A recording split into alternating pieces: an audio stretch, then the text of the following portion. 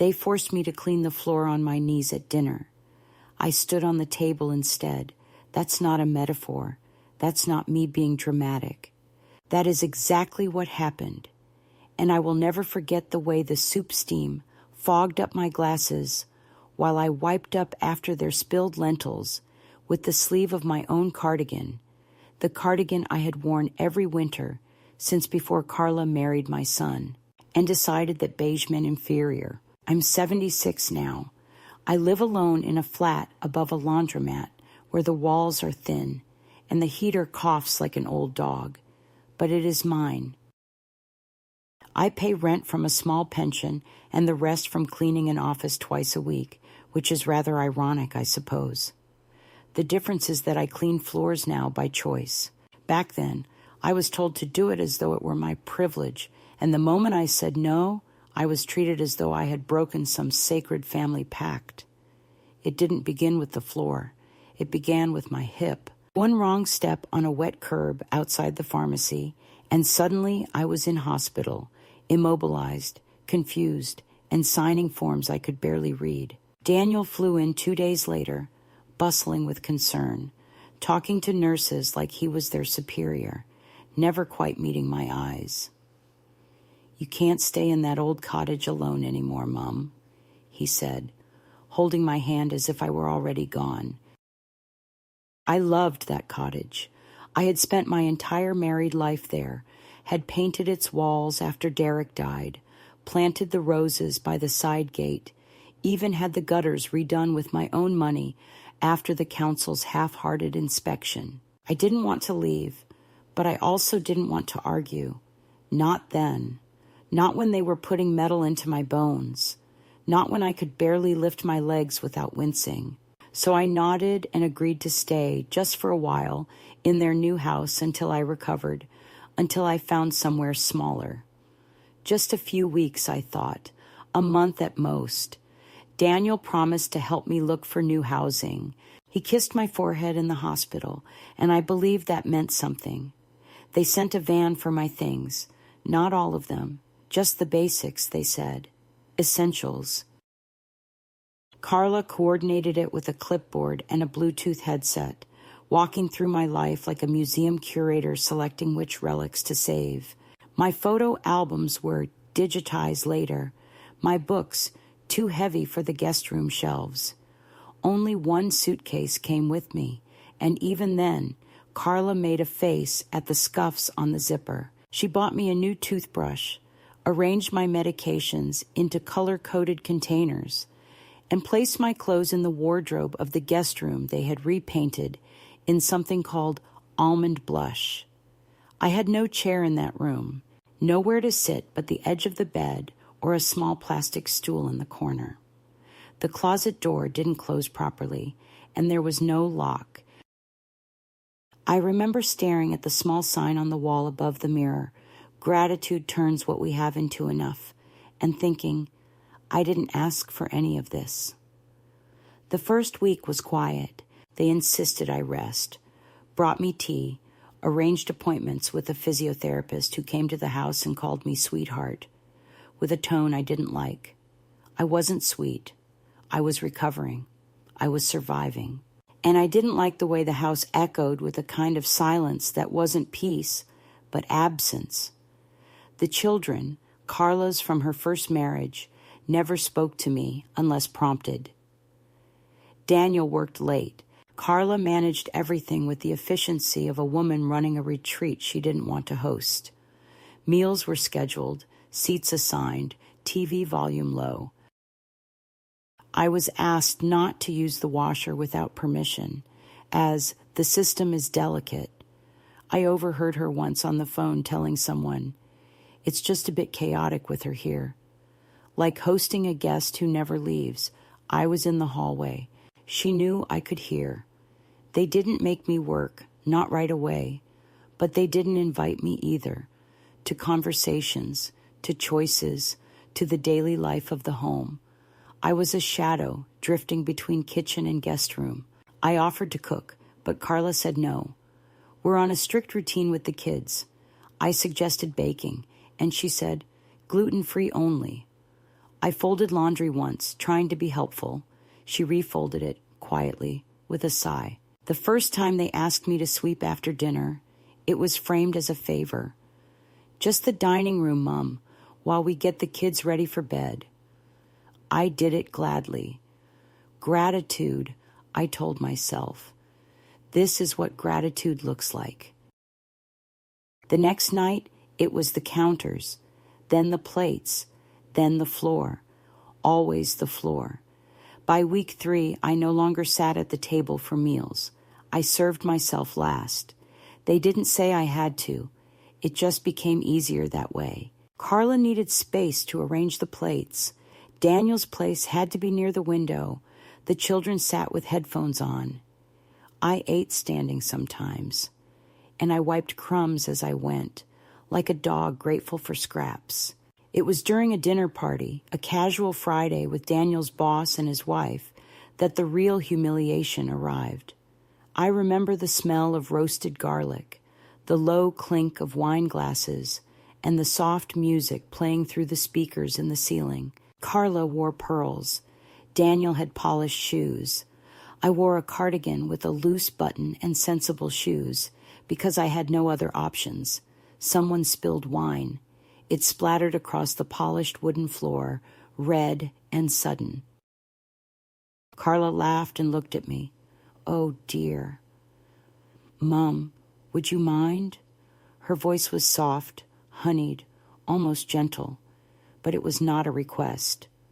I knelt slowly because my hip still ached, and I wiped. The rag was thin. The wine clung to the grain of the wood. Daniel didn't look at me.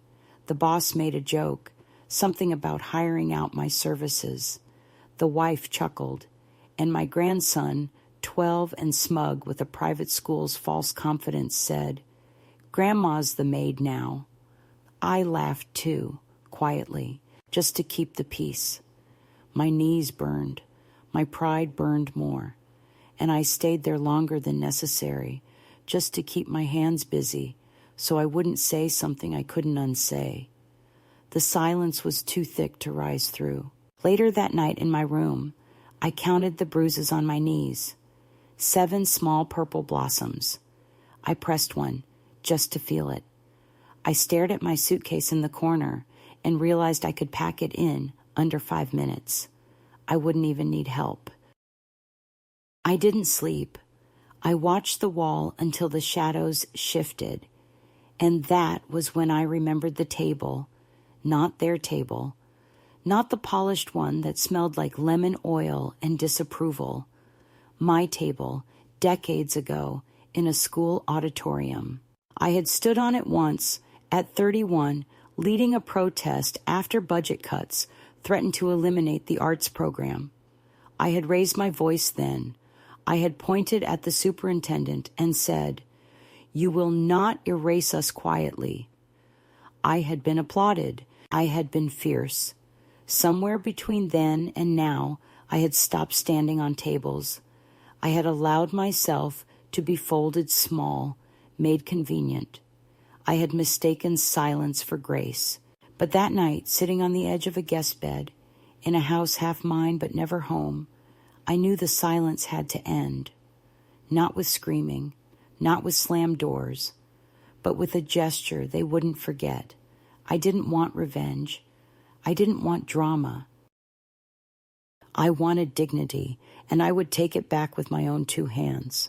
The next morning began like all the others, with the careful rattle of dishes in the kitchen, the sound of Carla's slippers gliding across the tile, and the soft hum of Daniel's voice taking a conference call from his study. I stayed in my room longer than usual, sitting on the edge of the bed in the cardigan I hadn't washed, because the laundry machine was password protected. Yes, a digital lock for a washer, and the password was sensitive information that Carla claimed was better kept centralized, whatever that meant. I listened through the thin door as the children argued over tablet chargers and someone dropped a spoon. I waited for the tap, tap, tap of Carla's nails on her phone screen before opening the door and moving silently toward the kitchen, hoping to slip in, pour a cup of coffee, and slip out again. But that morning, something small had changed. On the kitchen island, beside the coffee maker, was a white laminated list. Tasks for the week. My name was on it. Not handwritten, but typed and printed in bullet points under the heading Mom's Contribution, like I was a department in need of coordination. Monday, breakfast dishes. Tuesday, sweep dining room. Wednesday, clean baseboards and hall. Thursday, vacuum guest room and wipe windows. Friday, dinner service. No explanation, no invitation for feedback, just a list. I stared at it for a long moment, not touching it, not reacting. The ink glared back at me. That was when Carla breezed in, dressed in something soft and pastel, eyes bright with that particular frozen cheerfulness that feels like a slap. "Oh, good, you saw the schedule," she said, voice light, too light, the way you talk to someone you don't respect but can't afford to offend. I thought it might be helpful to have a bit more structure around the house. Just so we're all, aligned, I wanted to say something, anything. But the words sat bitter and heavy in my throat, and I just nodded, because that's what I had been doing for years, nodding, accommodating, adjusting. She poured herself a smoothie, the blender roaring to life, and over the noise, she added, "It's good for your mobility, really. Movement is medicine, right?" I stood there, mug in hand, thinking about the time I cleaned her kitchen before she gave birth to her second child, the time I stayed up all night sewing a hem on her maternity dress when she panicked before her baby, shower, the money I gave them for their wedding, never repaid, never acknowledged. Movement is medicine. What a convenient phrase for someone who wanted me useful but invisible. I took my coffee to the dining table. Daniel walked in a few minutes later, tying his tie, nodding in my direction like I was the help. "Morning, Mom," he said, without warmth. "Try not to use the front bathroom today." "We've got someone coming to regrout the tiles," I looked up. "I thought that was tomorrow." He shrugged. "Plans change. We've got a lot going on." Then he turned to Carla, kissed her cheek, whispered something I wasn't meant to hear, and left. I stared at the place he'd been standing, the space where a son should have been, and all I saw was an empty suit. That afternoon I did as the list instructed. I swept. I wiped. I even vacuumed the corners of my own room, although I knew Carla would redo it with that cordless Dyson of hers, and then tell me gently that she was just getting the bits I couldn't see. I followed instructions, but inside, something had shifted. Not a full break, not yet, but the first hairline fracture in a structure long overdue for collapse. And it was later that evening, during dinner, when that fracture cracked wide open. It was a Tuesday, spaghetti night. Carla made zucchini noodles and turkey meatballs and served them on square white plates with the smugness of someone who believed her food choices elevated her morally. The children were sulking because she'd hidden the real pasta. Daniel was tired. I was seated barely at the far end of the table next to the baby's high chair, and across from the dishwasher I wasn't allowed to touch. Conversation was stiff, centered around real estate prices and Daniel's promotion. Carla spoke about an article she'd read on cognitive decline in the elderly. I wasn't named, but I might as well have been printed on the page. I focused on my plate, cutting the soft meatball into small pieces, even though no one cared how I ate. Halfway through the meal, the baby knocked over her sippy cup. It landed with a soft thud and then rolled, leaking water in a lazy arc across the floor toward my feet. Carla paused, sighed like a sitcom mother, and looked at me. "Mom, could you just—" "No, please, no apology. Just the assumption that this was mine to fix." I didn't move. For the first time in weeks, I didn't obey. I sat still, fork in hand, eyes steady. Carla blinked, startled by the pause. "The water," she said again, pointing with her chin. I looked at Daniel. He didn't meet my gaze, just kept chewing. So I pushed back from the table, slow and steady, walked to the sink, took the cloth, thin, sour-smelling, and knelt. Again. The water was cold against my palm, and the floor had a sticky spot near the baseboard. I wiped it all, not just the spill, the entire area under the table. I scrubbed in silence while they ate, while they laughed at a joke about someone at Daniel's work, while Carla refilled wine glasses and offered more salad. I cleaned until the floor was spotless, and then I stayed down just a moment longer, because something in me needed to memorize it. This feeling, this humiliation, this quiet public stripping of self. Later that night, after the children had gone upstairs and the dishwasher had hummed to life, Carla approached me in the kitchen. "Mom, I just want you to know how grateful we are," she said, placing a hand on my shoulder as though I were a rescued stray. "You've been so helpful around here." "Really?" "I don't know how we'd manage without you." I nodded, not because I agreed, but because it was easier than responding. Then she added, "And I think the kids are really learning from your example. It's important they see older generations staying active." That word again. Active, not seen, not valued, just active, like a wind-up toy. I said goodnight and went to my room, turned the lock I had secretly installed when no one was home, and sat in the dark. The suitcase was still there. I opened it. Inside, the deed to my cottage, my birth certificate, my bank card, a small envelope of cash I had set aside for emergencies. I stared at it all and realized that the only thing left of my life was paper and silence. And I thought, if they wanted a servant, they could hire one. If they wanted an invisible woman, they should have found a ghost, because I was still here, still breathing, still capable of choosing where I knelt and where I stood.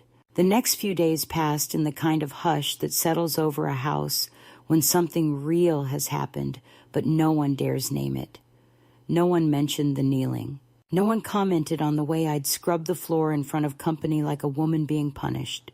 Not Daniel, who spent most of his time behind closed doors on business calls, emerging only for meals or to sigh at the children's half-finished homework.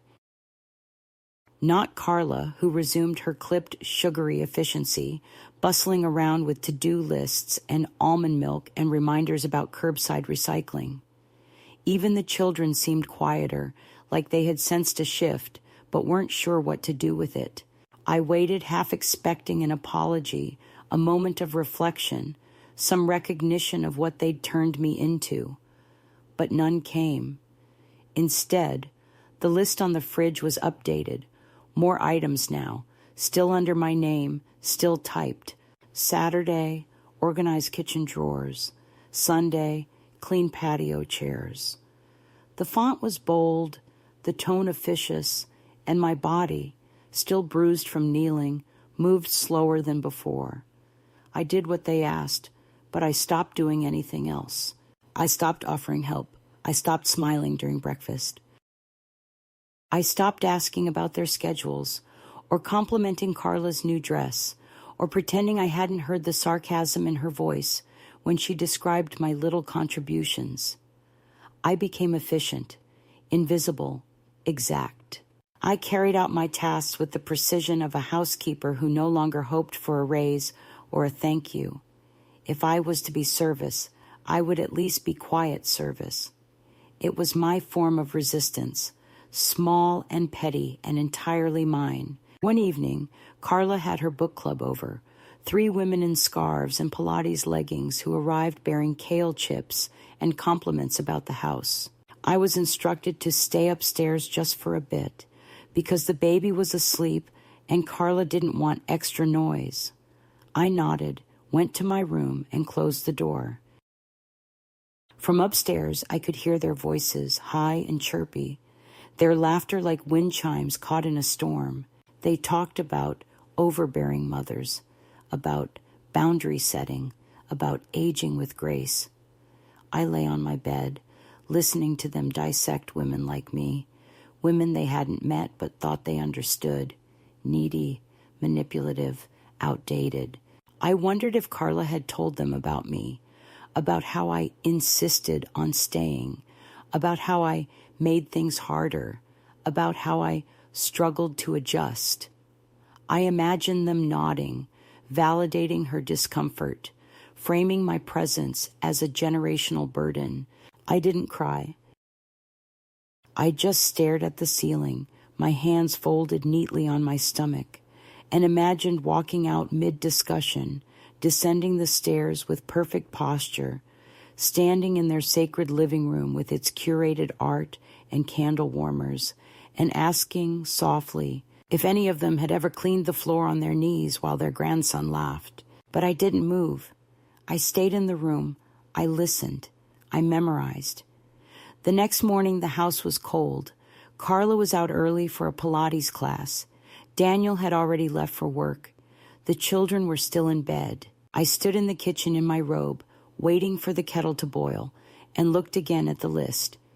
This time, I took it off the fridge, folded it once, and placed it in the trash. I didn't do it dramatically. I didn't slam the bin lid. I simply removed the order from sight, like one erases a mistake in pencil. That afternoon, Carla noticed. She didn't ask. She just printed another copy and taped it to the inside of the pantry door. This one had stars next to the priority items. It felt absurd, childish, patronizing. I almost laughed, but I didn't, because there was nothing funny about being managed like a liability in a house you helped pay for. It was on Thursday afternoon that I found the envelope. It had been slipped under the door of my room, unmarked, pale blue. Inside was a gift card for a salon and a printed note. Thought you might like a little refresh, our treat. Hair, maybe a facial, just something to help you feel like yourself again. Love, Carla. No signature from Daniel, just her. I held the card in my hand for a long time, unsure whether to scream or shred it. Was it kindness? Pity? A bribe? Did she want to fix me or erase me? I thought of my gray roots, the lines on my face, the softness under my arms. I thought of the years I had spent earning those marks, surviving with them, through widowhood and disappointment and the quiet erosion of respect. And now she wanted to refresh me, as if I were an old web page, as if I could be updated into something more palatable. I placed the card back in the envelope and tucked it into my suitcase, beside the deed, beside the envelope of cash. Another artifact for the file I was building, the file of who I was when I finally left. The small things became unbearable. The way Daniel corrected my stories at dinner, as though his version mattered more. The way Carla would rearrange my folded laundry, muttering about standards. The way my place at the table subtly moved closer to the kitchen each night. I was shrinking, centimeter by centimeter, until I was barely visible. I had dreams, vivid ones, where I was trapped in the pantry, or behind the washing machine, or in a drawer. I'd wake up gasping, only to find myself in that almond blush room with no chair, no mirror, no self. I stopped speaking unless spoken to. I stopped making tea for anyone but myself, and even that felt like rebellion. Then one evening, Daniel's boss came for dinner again, this time with his wife and their teenage son. I was told to dress nicely. Carla laid out a beige sweater for me. I put it back in the drawer and wore my navy blouse, the one with the tiny buttons and the faint smell of mothballs. I did not offer to cook. I did not help set the table. I sat quietly, placed at the end like a decorative item from a time no one remembered but didn't dare throw away. The conversation danced around startups, property values, school rankings. I was asked 2 questions the entire evening, about my hip and whether I still read those paperback mystery novels. I answered briefly, politely. Then the wine spilled, not by accident. Carla was reaching for the salt and bumped her glass. A small mess, easily handled. She looked at me, smiled. "Mom, do you mind?" Her tone was sweet, too sweet, saccharine enough to rot teeth. I didn't move. She held the smile a beat longer, then turned back to her guests. "She's such a help around the house," she said lightly. "We're really lucky." Not everyone's mother-in-law is so graceful. That word again. I stood slowly, not because I was willing, but because I wanted to see what they would do if I did. I walked to the kitchen, took the cloth, and wiped the spill without kneeling. I stood tall. I did it with my head high. When I returned to my seat, Daniel gave me a look, not angry, embarrassed, as if I had done something shameful by asserting the smallest shred of dignity. I smiled at him, the way I used to when he lied about his homework as a child, patient, disappointed, resolute. That night, I didn't sleep. I wrote a list of my own, bus lines, room listings, the names of women I used to know. I wasn't planning yet, but I was preparing, and they didn't even notice. They never do, not until you're gone. It was raining the morning I decided to walk, not because I had anywhere to be, or because I particularly liked the rain. My hips still twinged when the weather turned, but because I needed to see the world outside their windows. Their house was pristine, sealed, airtight in the way museums are, beautiful, controlled, and utterly lifeless. I needed air that hadn't been filtered through Carla's citrus diffusers or Daniel's cautious small talk. I needed noise that didn't belong to a television set programmed to ambient jazz. So I pulled on my oldest shoes, the ones I wasn't supposed to wear inside because they tracked grit, and zipped up my coat, the one they said made me look tired, and I walked down their winding cul-de-sac, where every house looked like a clone of the next, past the manicured lawns that smelled faintly of chemicals and quiet competition, past the ornamental mailboxes and curated porch chairs, until the neighborhood softened into something less performative. A row of older houses appeared, cracked paint, flower beds blooming without symmetry. There was life here, real, unfiltered, imperfect life. I walked slowly, testing my step against the damp pavement, and somewhere between the corner deli and the library, I saw a sign in a window, "Room for rent, small but warm, for quiet woman, no nonsense, no drama." I stood there for a moment, staring at the sign through the foggy glass. My reflection stared back, soft face, tired eyes, hair pinned up with the same clip I'd used for years. I looked like someone who was almost invisible, but almost was not quite. And not quite was still something. I wrote the number down on the back of a pharmacy receipt and tucked it into my wallet. I didn't call. Not yet. Just having the number made the day feel different. It was a thread, a potential crack in the wall that had surrounded me for too long. I walked back slowly, stopping for tea at a small cafe where no one knew me and no one cared that I sat alone. I read the headlines on an abandoned newspaper and watched the rain beat on the window until the world felt less flat. When I returned, Carla asked if I'd gotten lost. Daniel made a joke about GPS. I smiled politely, lied about browsing shops, and handed Carla the raisin bun I'd bought as a peace offering. She took it, then peeled it apart with a fork as though checking for allergens. That night, I took out the slip of paper with the phone number. I unfolded it, smoothed it flat. I stared at the ink until I could recite the number from memory. Then I folded it again and slid it into the same envelope as my cash and deed and bank card, my escape file, my proof of agency. The next morning, Carla asked if I'd consider watching the baby for a few hours so she could attend a wellness workshop. She phrased it as though it were optional, but her hands were already on the keys, her hair already tied back, her yoga mat visible in the back seat of her car. I nodded, of course. I wasn't heartless. I cradled the baby, soothed her to sleep, sang old lullabies that had no place in this modern gluten-free house. The baby clutched my necklace, the one Daniel gave me before his first dance recital, back when he needed me, and wasn't ashamed of that fact. Holding that child, for just a moment, I felt like something sacred again, not useful, not functional, sacred. I placed her gently in her crib and sat in the rocking chair Carla had found on Pinterest, but never used.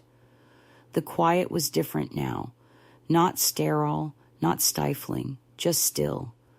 My breathing slowed. My thoughts did not. That afternoon, after the baby had been fed, changed, and praised, Carla offered me a green smoothie and a quick chat. She mentioned gently that her mother was thinking of visiting for a few weeks and they might need the guest room. Just temporarily, she said. It's not urgent. But maybe it's time we start thinking about next steps for you, Mom. Something more sustainable, I nodded.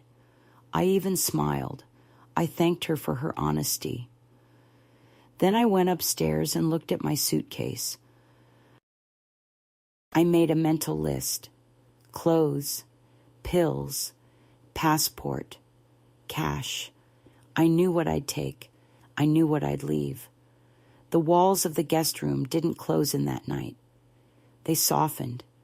They became porous, temporary. I was no longer trapped inside them. I was only resting before departure. The next morning, I dialed the number from the sign. A woman answered, sharp voice, short syllables, no warmth but no nonsense. You still renting the room? I asked. Yes.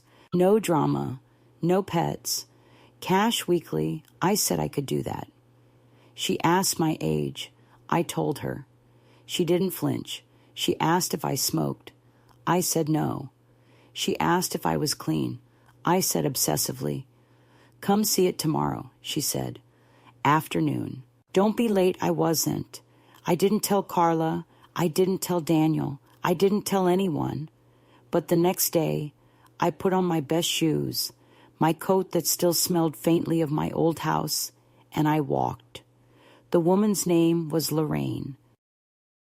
She lived in a duplex that leaned slightly left, paint peeling around the gutters, wind chimes made of spoons clinking on the porch. She looked me up and down like she was weighing a bag of potatoes. Then she said, "You'll do." The room was small, a single bed, a window that stuck, a chair with a broken armrest, but it had a lock. It had silence. It had no tasks taped to the fridge. Lorraine asked for the first week's rent. I handed her the bills. She didn't count them, just nodded. Move in when you want, she said. Just text first. I hate surprises. I left with the key in my pocket and a strange hollowness in my chest. Not sadness, not fear. Something else, like space, like possibility. That night, back in Daniel's house, I ate dinner with my back straight, my feet grounded, my voice calm. I smiled when necessary, offered no complaints. I cleaned nothing. Carla noticed. I could feel her eyes on me, weighing the shift. But she said nothing. Daniel talked about bonuses. The children argued over screen time. The baby babbled, and I sat in the middle of it all, already partly gone. That evening, I folded my clothes into my suitcase. Not all of them, just the ones that fit easily. I packed my toiletries, my pills, my folder of documents. I left the framed photo of Daniel's family on the bedside table untouched. I didn't need their faces. I needed air. I needed dignity. I needed the sound of wind chimes on a porch that had never known my name. I had almost convinced myself that this life had flattened me entirely, that the soft resolve I once carried had been worn down by lists, nods, and quiet obedience. When the final push came so slowly, I barely sensed it. It started in the late afternoon, with Daniel's voice at the bottom of the stairs, clipped and polite, asking if I could fetch the mail. The box was outside, by the road, and the light was changing, gold and brittle, as if the day itself were breaking under pressure.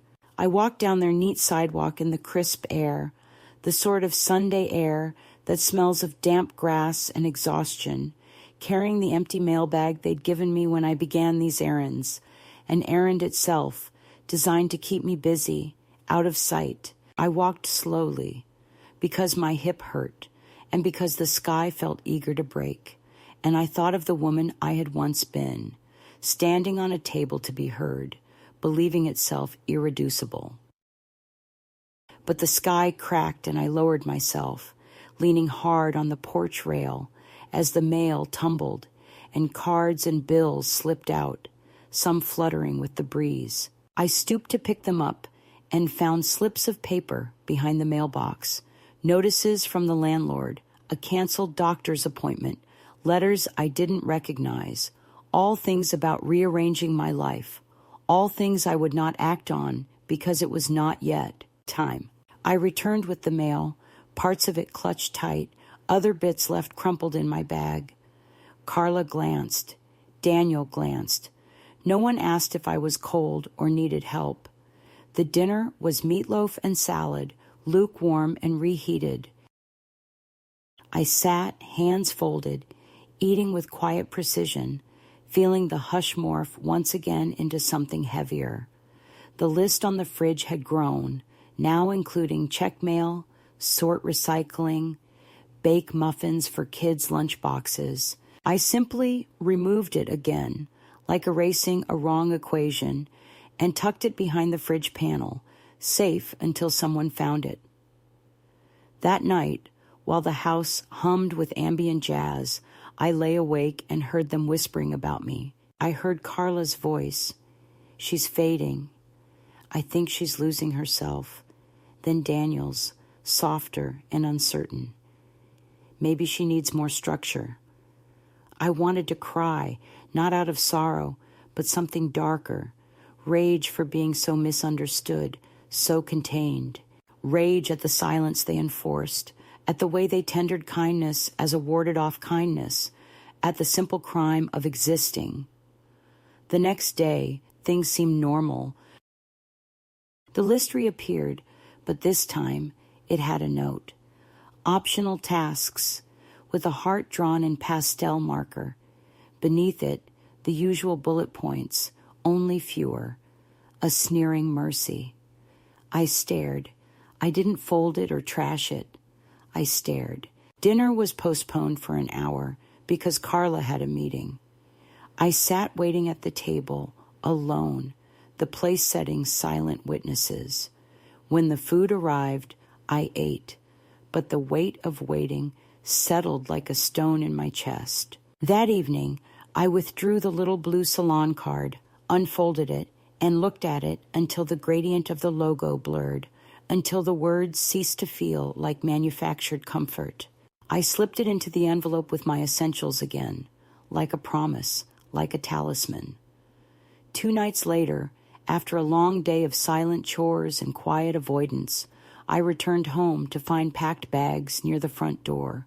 Carla's, not mine. She was leaving for a weekend retreat with friends. She said she needed space, just to recharge, and offered that I might enjoy the quiet. I said nothing. I nodded. That night, the house breathed differently. The pressure softened. I ate cold soup in my room by the lamp's wavering glow, and for the first time in months, I didn't dream of leaving. I dreamed of space, of walking outside my name without bending, but the shift came like a flinch in mid-motion, small, preternatural. It was a Tuesday morning. Carla had already gone. Daniel, brief, handed me a cup of coffee and said he had a surprise for me when he returned. I waited for that surprise. It never came. Instead, the children burst into my room in the afternoon, messy and sticky and unkind with truth. "Grammy, why do you wear the same cardigan every day?" they asked, voices thin with novelty. I looked at them and at the sadness in the mirror behind them, one that had become habitual. I collected myself with a breath, smiled, softly said, "Because it makes me feel safe." And they shrugged and ran away, leaving behind the question, a moral weight that didn't belong to me. A few hours later, Daniel stood in the hallway, looking small as he spoke, voice low. "Carla thinks, she's worried about you." He paused as though waiting for me to finish. But finish what? I wanted to say I was fine. I wanted to eat and breathe in that order. I wanted my tools and my plans and my key in my hand. 2 nights later, there was an incident, a birthday party for Carla's friend. I was not invited, but I understood, subconsciously perhaps, that the absence was a question. Could I leave it unanswered? The hallway smelled of stale perfume and cake because they approached the guest room as a staging space for coats and charcuterie. I heard muffled conversation through the door. I stayed remote, and then footsteps came closer. It was a neighbor I'd met once, a polite nod in the morning. She knocked. "Are you okay?" she said, quiet. I looked at her, at the ear of the door framing her head. "I'm fine," I said, and I was, but I wasn't fine. I realized then that being asked at all dismantled the isolation they'd cast around me. In that moment, residency no longer felt natural. It felt like a performance I could walk out of. I walked into the living room that night, carrying a plate of untouched salad, and placed it softly on the table where glasses and napkins and awkward conversations spun. They noticed. Daniel's boss raised an eyebrow. Carla smiled in question. I said, "I brought this up in case anyone is still hungry." No apology, no explanation. That small act of service, on my terms, felt heavy with quiet fury. And then I added, where the room could hear, "I might leave soon." Not a threat, not a plea, a statement. Silence fell. It was fuller than air. The party paused, the music stopped. Carla gave a tight nod, forced a smile. "Okay," she said. "We understand." And I walked away. Not to my room, but downstairs, to the door I hadn't unlocked before, the one that led outside. I paused, hand on the knob, and felt the pull of possibility again. I stepped through. Rain greeted me. The street was glowing, slick with promise. I didn't look back. That was the moment. Not the list, the nod, the request to wash the floors, but the resolve that angered them more than rebellion ever could. When I crossed the threshold, I reclaimed the ability to choose where and how to belong, and in that, found a kind of peace they never could give, and that no list could ever take away. I woke up early the morning I left, earlier than usual, not because I had trouble sleeping, though I did, but because the air inside the house felt different, more like a station than a home, like somewhere people paused before continuing on. The sky outside was gray, with that pale kind of light that makes everything look like it's waiting. I didn't speak to anyone. I moved quietly, efficiently, the way I used to when Daniel was a baby, and I had only minutes before someone cried or spilled or needed me. But this time, there were no needs to meet, only a decision to carry out. The suitcase had been packed for days now, small and precise, with only what I truly needed: my papers, my cash, the clothes that didn't shame me. I wore my navy blouse again, the one Carla said was too dated, and my slacks with the pockets sewn by hand. And I pinned my hair back, not for them, but for myself, because I wanted to leave looking like the woman I remembered. I checked the room once more, not because I was sentimental, but because I didn't want to leave behind any trace they could twist into a reason to pity me. The guest room was clean, almost sterile. I left no note, no token. I didn't want anything interpreted or softened. Let the silence speak for itself. Downstairs, the kitchen was empty. Carla's green smoothie cup sat in the sink, already beginning to stain. I didn't wash it. I placed my mug from yesterday beside it, a quiet rebellion. I took one last look at the fridge, where a new list had appeared. Fall Refresh Week, and I smiled, just slightly. I opened the front door without hesitation, without turning around, and stepped into the morning that didn't belong to anyone yet. The cab was waiting, just like I'd arranged. The driver asked where we were headed. I gave the address Lorraine had written down, and we drove in silence, past the manicured hedges, the tidy playgrounds, the real estate signs with gleaming smiles, until the houses grew older and the streets narrower, until I felt like I could breathe again. When I arrived at Lorraine's, she met me at the door in her robe, hair wild, coffee in hand. She nodded once, pointed at the room. "It's yours. Rent's due Friday. You get your own shelf in the fridge. Don't touch my fan." That was it. No welcome, no performance. I stepped inside and placed my suitcase beside the narrow bed, and something inside me settled.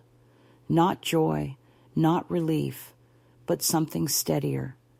A kind of earned stillness. I sat down, then stood again, unsure what to do with the sudden space.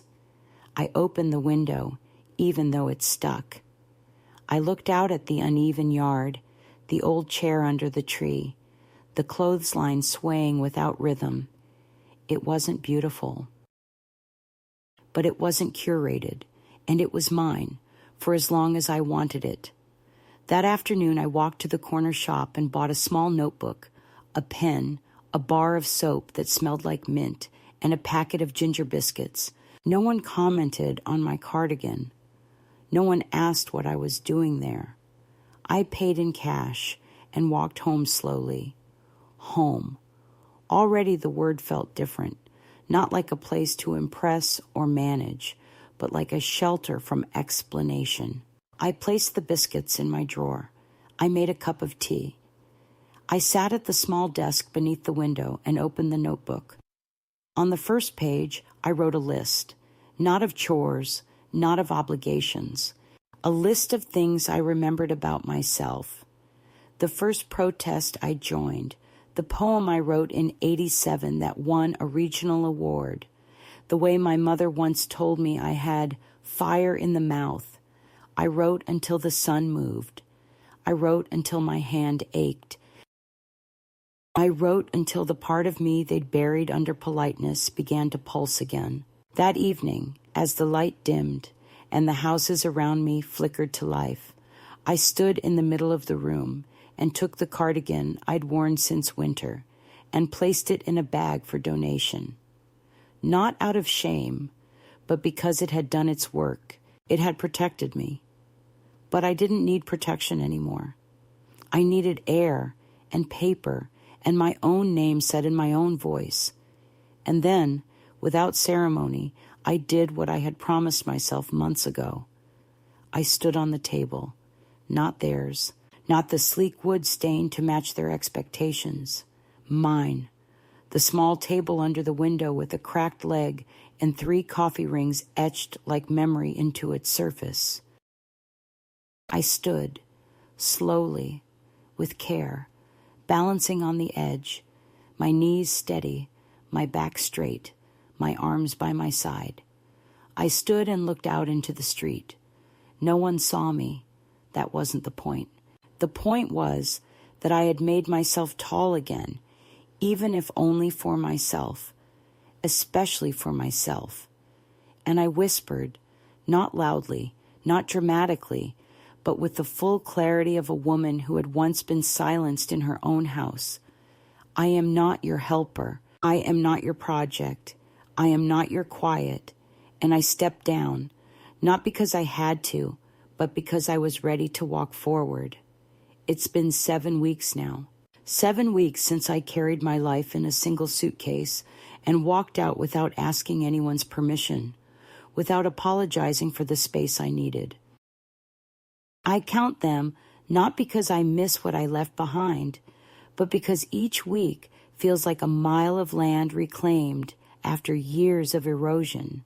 I've learned the rhythm of this new place, Lorraine's dry humor, the creak in the hallway floorboards, the way the sunlight hits the window at exactly 9:10 each morning. I've rearranged the small room twice, not because it matters to anyone but me, but because it reminds me I can.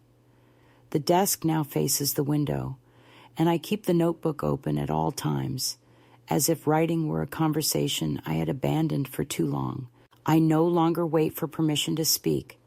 I no longer hesitate before asking questions in shops. I use my voice the way I used to when I was a young woman with something to prove, not loudly, but with the knowledge that it matters. I've rejoined the local library. I attend a Thursday morning discussion group, mostly women, mostly older, mostly like me, women who've survived dismissal, who know the language of being managed, handled, overlooked. We speak softly, but not passively. There's nothing passive about surviving silence and choosing not to return to it. Daniel has called 4 times. I answered once. He asked where I was. I said safe. He asked if I needed anything. I said no. He sounded tired, older than I remembered, but not enough to change what mattered. I told him I would let him know when I was ready. I haven't been ready. I don't know if I ever will be, but that's no longer the point. Carla hasn't reached out. Not once. I think she's angry, maybe confused, maybe afraid that without someone to quietly hold the house together, it might begin to creak at the corners. Or maybe she doesn't think of me at all, which is something I've learned to live with. Their silence is no longer my burden. I've started wearing color again. Not to be noticed, not to be stylish, but because I remembered I like green, deep forest green, like moss and pine, and the bottle of ink my grandfather once gave me when I was 11 and thought I might become a writer. I wear green and I walk slowly, and I smile at strangers without fearing I'll be mistaken for needy. I've stopped shrinking in doorways. I've stopped waiting to be asked. I go to the park on Tuesdays and feed the birds even when they don't come close, because I like the act of offering, not the reward.